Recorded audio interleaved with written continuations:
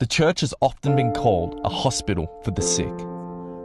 And the Western world is more sick than ever before. Not just with COVID-19, but with a pandemic of fear. Likely end up infecting most people in the world. Very concerning. You're concerned? Very. Coronavirus panic shopping. Yet for the first Sunday in history, many church buildings look like this. The virus has church after church canceled Sunday services because of the Churches outbreak. will be suspended. What does this mean for the church and for the world?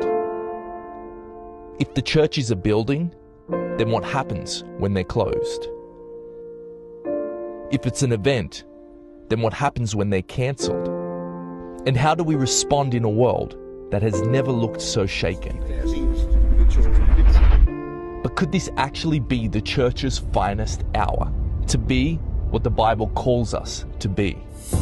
Because the church isn't a building, and it's not an event.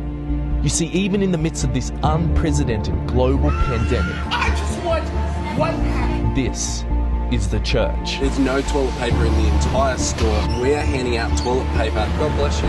Thank you very much. In the midst of the fear, this is the church. In the midst of isolation, this is the church. The church is awakening. The church is resilient.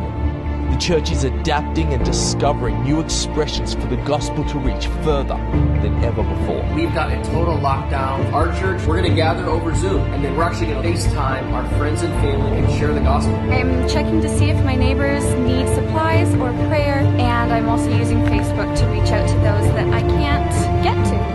Driving home on street corners. Where fear seems to be crippling, there is a hope in Jesus Christ. Everyone can do this right now. Be the church.